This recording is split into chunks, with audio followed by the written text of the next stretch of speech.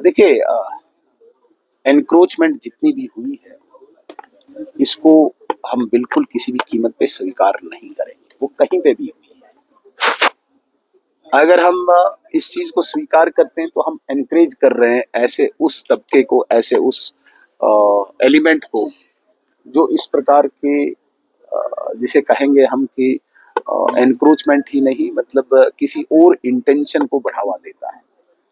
कहीं न कहीं इस पे डिस्कशन होनी चाहिए, और डिस्कशन ही नहीं, इसके बाद एक्शन भी होना चाहिए। जेडीए लैंड हो, स्टेट लैंड हो, फॉरेस्ट लैंड हो, जिस प्रकार से जम्मू में एनक्रोचमेंट हुई है, मुझे लगता है इसका पर्दाफाश होना चाहिए। जितना मेरा नॉलेज है, कुछ बड़े-बड़े मगरमच्छ भी इसमें हैं, बड़े पॉलिटिशियंस हैं, बड़े बिजनेस हाउसेज हैं और बड़े दिग्गज जिनके नाम ये सामने नहीं ला रहे हैं। तो मुझे लगता है कि एनक्रोचमेंट के लिए कोई भी यहाँ पे स्पेस नहीं होनी चाहिए और कानून अपना काम करना चाहिए। कानून को बिल्कुल अनबाइज्ड होकर बड़ी सख्ती से आगे बढ़ना चाहिए। यही वजह पर साफ तौर पर उन पर आरोप है, और जो नेशनल कॉन्फ्रेंस के लीडर हैं उन्होंने भी यही आरोप लगाया कि वे बहुत बड़े लैंड ग्रैबर हैं। इन्होंने खुद 8 कनाल से ज्यादा की लैंड जो है ग्रैब कर रखी है सरकार की। तो इस पर उन्होंने फिलहाल मांग की है कि इस पर भी इन्वेस्टिगेशन होनी चाहिए। मुझे लगता है, मैंने सुना विक्रम रंधावा जी को, उनने कहा है कि जहां पे मेरी ले जाओ।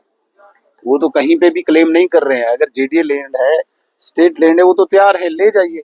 सरकार को तो कोई रोक नहीं रहे हैं। वो सवाल ये पैदा होता है कि सिर्फ ये बात कह के हम जस्टिफाई करें पूरे एनक्रोचर्स को, वो अच्छी बात नहीं है।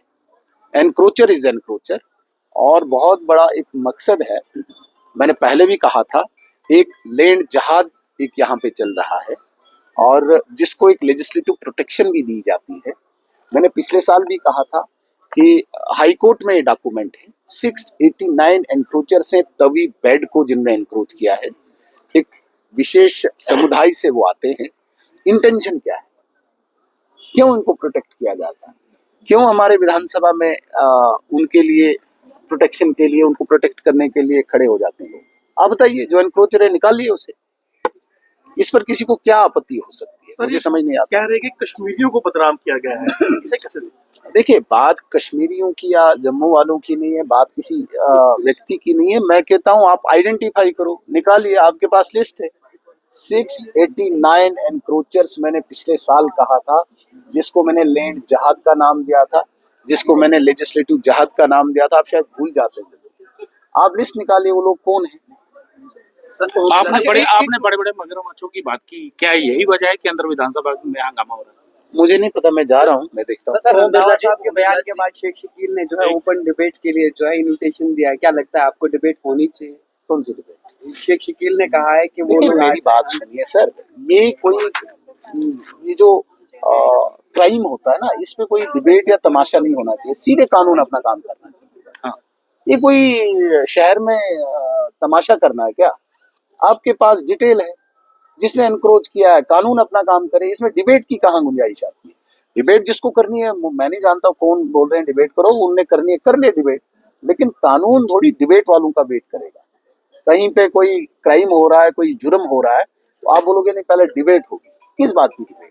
कानून आपके पास है, आप एक्शन कीजिए। बच्चों का भविष्य सिर्फ किताबों से नहीं, बल्कि सही माहौल, सही मार्गदर्शन और सही शिक्षा से बनता है। MV international school affiliated to CBSE nursery से 12वीं तक, जहां पढ़ाई सिर्फ बोझ नहीं बल्कि एक आनंद है।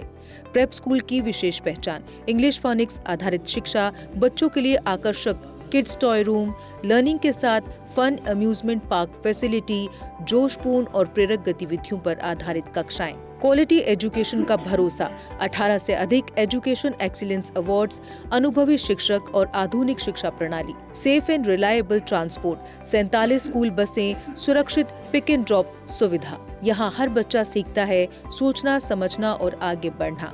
Admission open nursery to class 12। आज ही अपने बच्चे का सुनहरी भविष्य सुरक्षित करें एमवी इंटरनेशनल स्कूल के साथ। एमवी इंटरनेशनल स्कूल, जहाँ शिक्षा बनाती है कल के लीडर्स।